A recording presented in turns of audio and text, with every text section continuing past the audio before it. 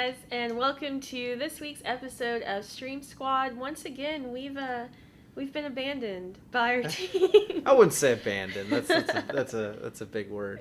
But raise your hand if you liked last week's episode where it was just me and Angela. We've got Dan on camera again. It's just the two of us here again, but got a lot of really cool stuff happening in the world. Got I think a pretty good show. Yeah. A lot of things to talk about.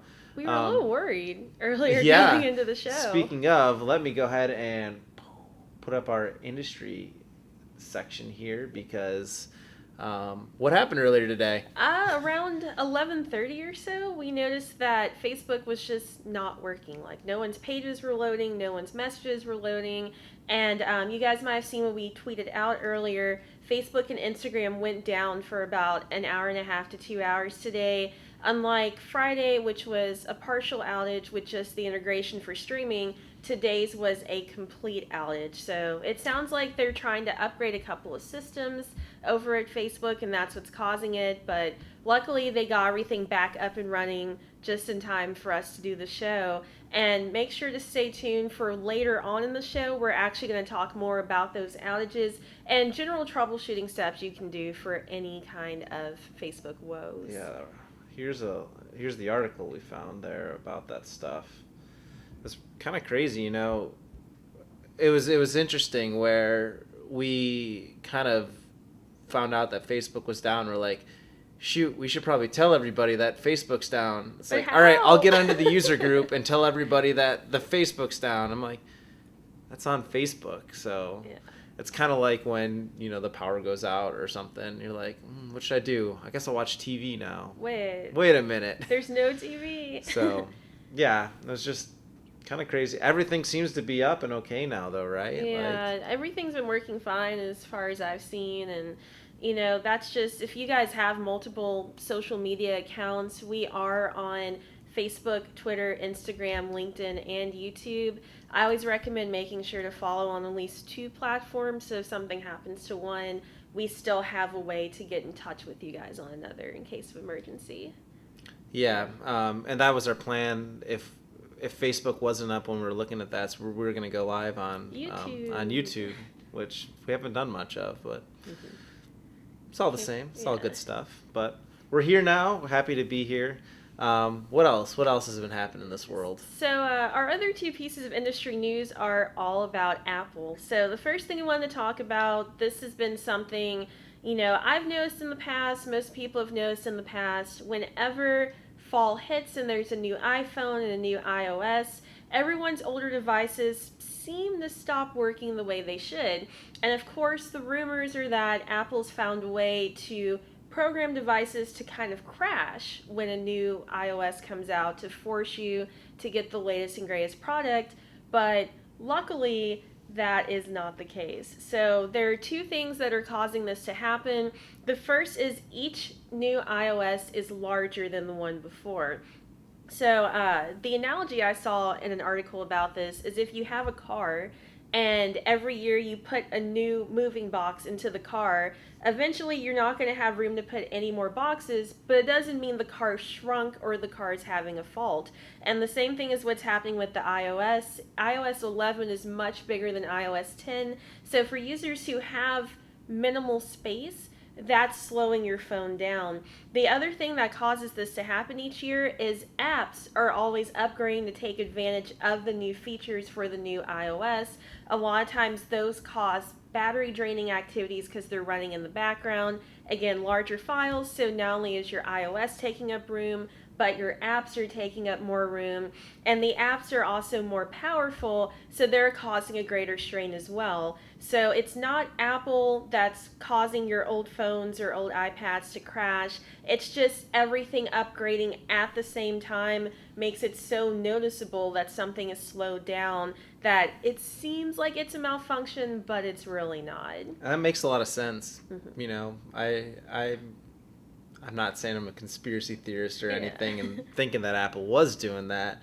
But, you know, when you sit down and think about it, it's like, yeah, apps are getting better. They're trying to make them as modern as possible. I mean, I know we do it too, where iOS 9 I'd love to work on still, but and you can use Switcher, like an older version of Switcher on iOS 9, but with all the new stuff like the video insertion and the animated lower thirds and all that, like none of that's going to work on a really, really old iPad. Yeah. So it makes sense.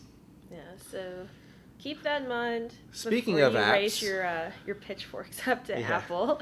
But the other thing is kind of a tale of caution that's been coming out lately in the news. There have been a lot of phishing attempts, and that's phishing with a PH, so scamming attempts that are going on with Apple IDs. So anyone with an Apple product, you've seen it when you try to install an app or make an in-app purchase or something along those lines.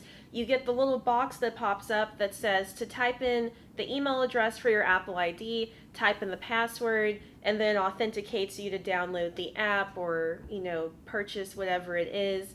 Unfortunately, what a lot of scam artists are now doing is they're making smaller apps, and since Apple's window is very basic, it's plain text, plain window, it's very easy to replicate that with your own graphic. So a lot of these apps are just randomly putting screens asking for sign information. It's not through Apple, so they're getting your ID and your password, which can cause a lot of problems in itself. Also, if you're the kind of person who reuses the same password, if these people manage to figure out other login email addresses or usernames, they can try that same password to get in. So it sounds scary. Apple's looking into a fix for this, but what they're recommending right now is anytime you get a pop-up asking for your ID or your password, hit your home button on your phone. If it's a legit attempt, that screen is going to stay up. If all of a sudden the app closes and that user window closes as well, it was a phishing attempt. At that point, uninstall the app and report it. So they're working on something to prevent that from happening, but for now, don't worry too much. But just remember, when you get a pop-up, hit your home button, and that's going to let you know if it's a legit case or if someone's trying to rip you off. Yeah. Scary stuff. I mean, I was thinking about that the other day where I don't know if it was when my phone updated or what, but I was getting a lot of those. My iTunes account wasn't synced or something, but the more I was thinking about it, I was like, okay, that was happening all over the place, though. It wasn't just in one app, but, I mean, if it looked official, I probably wouldn't think twice and enter the information, so... Yeah, that was Angela found that article earlier, and I was like, that's a good find. The guy who wrote the article, just to see how easy it would be, he just pulled up, Photoshop or something, took a few minutes, and did his best to design the pop-up screen, and what he did looked authentic. So it was nothing that would tip you off, especially if you're on a mission. It just pops up. Your first thought is, let me type this in and get it over with. But, in general, whether it's for Apple products or anything, when in doubt, don't be afraid to ask a representative of a company. Years ago, I worked for a call center, and we would see phishing attempts like this all the time. Personal example for me, I got an email about 2 months ago from PayPal, and it looked kind of weird. They were saying change your password, and I called PayPal. It turns out the attempt was not valid, and they had me actually forward that email to them so they could track who sent it to me, and just had me change my password on my own. So when in doubt, call whatever company it's a part of. Call Apple if it seems weird. If it's legit, they'll thank you for calling in, because it's a lot less work if you do. I mean, it's a lot less work than if you do get scammed, and they'll just say, go ahead, you're good to go. Or they'll say, do not respond to that, don't do anything, and they'll ask for more information to catch the bad guys. That's great. That is some good advice. I think it's time now. We should move on to, let me get rid of that industry and put up some strategy here. And just going through some of the comments we've got here. I see David's in there. Hello, Hey. Jimmy. I see Brendan and Nick Mattingly joined and Hey, said, Nick. hey from Vid Summit. That's perfect. Funny you should say that, because that is what we're going to be talking about a little bit for strategy. And for those of you who don't know, Nick's actually out in LA right now at a video conference, Vid Summit, and he's actually going to be on a panel. I think, he's going to be on there with Joel Comm. Let me put up a picture-in-picture here. So that's the panel he's going to be on. And if you all are interested in checking out that panel or a lot of the stuff, I mean, it is a little expensive, but you can buy a ticket to view all of those things there. It's vidsummit.live/order, and you can go in and you can view all those panels, and it's probably some really, really good information there. We actually have a couple of pictures. Nick's actually doing some videos out there in cooperation with Live View, so we got some streaming on the go. Here's that's a picture of Nick with Joel, who's going to be on the panel with, and there's Switcher in use right there, rocking and rolling. So yeah, it's pretty cool to see Switcher out there. I'm sure you can. I don't know, Nick, get in the comments if you're still here and let them know where they can see those live videos that you guys are doing, because I'm not sure off the top of my head, but yeah, definitely give that a check out. Some good stuff there. Yeah, and if you're at Vid Summit, you see Nick, feel free to say hi. He'll have Switcher with him, so that way you can see it in action if you haven't used it yet yourself. But I was looking at the lineup. They've got a lot of great speakers that are at the conference, so sounds like it's going to be a good event. Cool. And just while we're here, before we go on to our next section, I saw a couple good questions here that kind of fit in the strategy piece, I guess. One person said mode audio external with mixer. I think you're talking about having a audio from another device. Not possible right now with Switcher. Stay tuned though. Possible for next year. Maybe. Up in the air. Yeah, so stay tuned for that. But for right now, all the audio has to come through your main mixer for that to work. Then the other one, David asks the difference between director mode and non-director mode. We're using director mode right now, and the big benefit is if there is a Wi-Fi hiccup or something when you're streaming and we drop a frame here or there, that's not going to be in the director mode final composition. You get the full 1080p, so if you stream at a low quality, a 360p or 480p, and then you record at the 720 or 1080, you can have that full HD quality video afterwards while you can still stream at a smaller bit rate. That's kind of like the quick down and dirty. There's some links that we can post afterwards to help understand that a little bit better. But just to add a little bit more to the strategy piece, I figured I'd answer those couple questions real quick. Yeah, for sure. So yeah, moving on to the user group section. Let me switch that out. We mentioned the Facebook was down earlier today. Angela, I know you were kind of out last week, but we kind of called it a little bit of an early day and found out that the Facebook integration was messed up, wasn't working, and we're kind of scrambling to figure it out. Do you want to talk a little bit about that? Sure. So we went over a little bit at the start, but Friday the Facebook integration went down for streaming apps. So that meant, anyone trying to get on user direct integration and stream, they were not able to do so. And unfortunately, since these outages aren't planned, they're random, we had a lot of users who wanted to do Friday streams, and all of a sudden Facebook's not working and they're not sure why. Today, similar case but more extreme, all of Facebook went down for about 2 hours. So same thing, if anyone, luckily it was earlier in the day and on a weekday, but if anyone was trying to stream at that time, I did get a few emails of people getting a screen saying something's wrong, cannot log in. So, kind of the thing to do whenever you have any kind of an error on Facebook is to do a couple of troubleshooting steps to figure out what's going on, and also to see what level of help you need. Sometimes it's not outage related, sometimes it is. So I'm just going to go over some quick troubleshooting steps for you guys. The first is see if you can log into your Facebook account on your phone or on your computer. If it's something like what happened earlier today and you can't log into Facebook whatsoever, or Facebook is not loading, not working, you're not going to be able to stream because the entire system's down. So that's the first thing to check on. Now, if Facebook is up and running, your login's working, everything like that, the next thing we recommend if you can't stream is to completely uninstall the Switcher Studio app and reinstall it. A lot of times if there's an update to the app, an update to the iOS, something might have glitched out with that process. Uninstall and reinstall is going to give you that fresh installation, and that normally will resolve the problem. The next step from there, if you still cannot stream to Facebook, is what we call a full unlink relink. And we've got steps for this. We can post that link as well after this broadcast. And what you're going to do is unlink your Facebook account from within the Switcher Studio app. And then you have to be on a computer, some kind of, desktop. Then you go into your Facebook settings and unlink the permissions for Switcher Studio from there. So you have to do both of these steps. After that, go back into Switcher Studio, link it back up, and that'll also resolve most issues you have.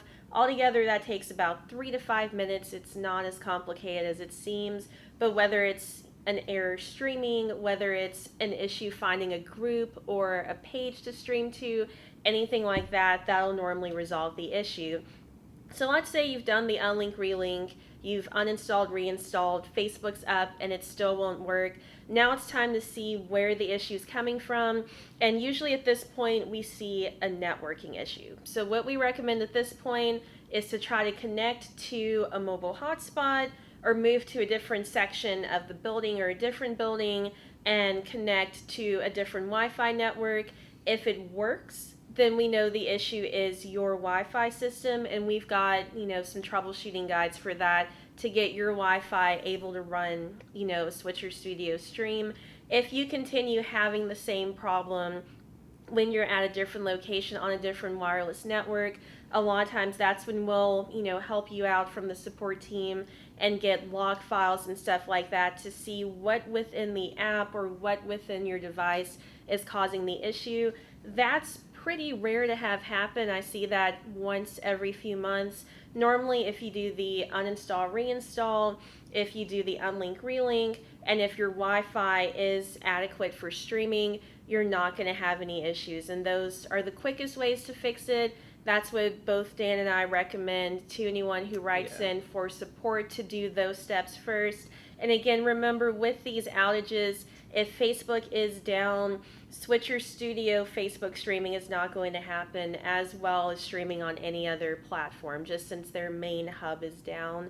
One last thing you can try is, if everything seems to be operational on other things, let's say you can stream to YouTube with no problem and it's just Facebook, try doing an RTMP stream. So you've got, the main Facebook and YouTube integration and then custom RTMP. I would recommend going to facebook.com, pre-scheduling your broadcast, which gives you that stream key and that server URL, and plug those in instead. That way you're bypassing the integration, and that can help you in a pinch where you're on set, something's not working. Try that RTMP. We'll still investigate after that to see what happened with your integration, but that can really save you in, one of those random outage moments.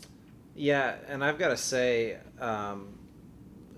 Facebook going down is very rare. The fact that it happened on Friday, I haven't seen it and happen then for about a year Monday, or so. it's pretty crazy.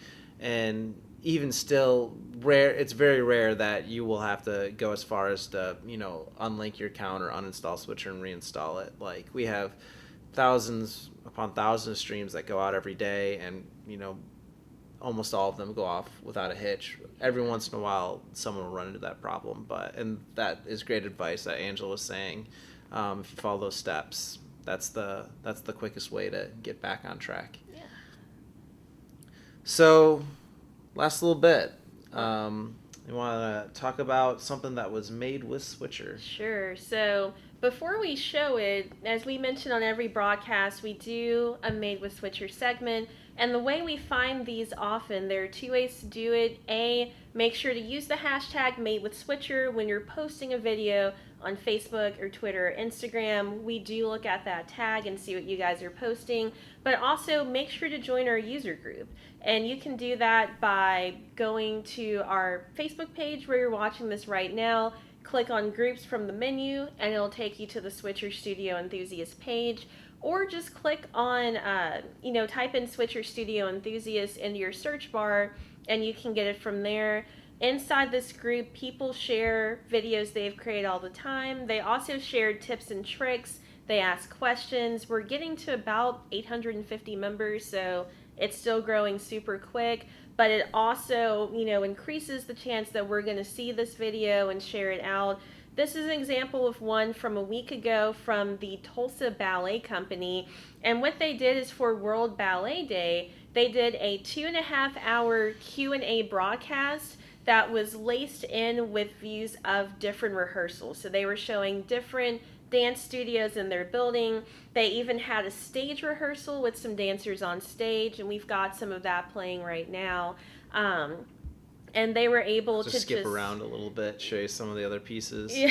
I thought it was pretty it was cool. Great. Just how they're able to. It's just one of those cool ways using Facebook Live to connect to your followers and your viewers in a different way. Yeah. Like you have the Facebook page, and a lot of people are, just like you're posting things or whatever. And here they're able to go live, take field questions live, show like kind of a behind the scenes production of what's going on. So I thought it was pretty cool. Yeah. And it was a really long broadcast too. Yeah, and it worked really well for a long broadcast.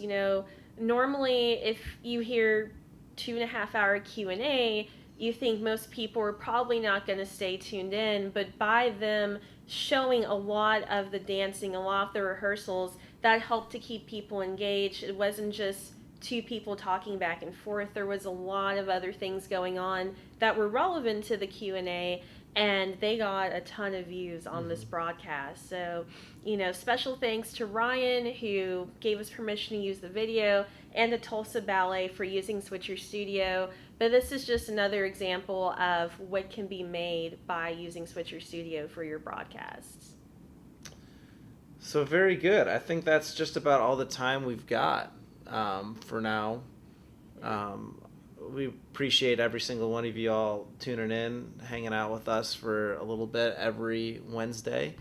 Again, like Angela said, you can find us always on the user group, the Switcher Studio Enthusiast user group. If you have questions, you can email us at support@switcherstudio.com. And if you want to give Switcher a try, you can go to the website, and all the information is right there for you. Yeah, and you get a free 14-day trial as soon as you sign up, so that gives you guys plenty of time to get to know the app. And you're also able to contact us at support@switcherstudio.com with any questions you have during your trial, and that way we were able to help you out and make sure it's working the way you need it to. Thank you, everybody, for tuning in. We'll see you next week. See you guys.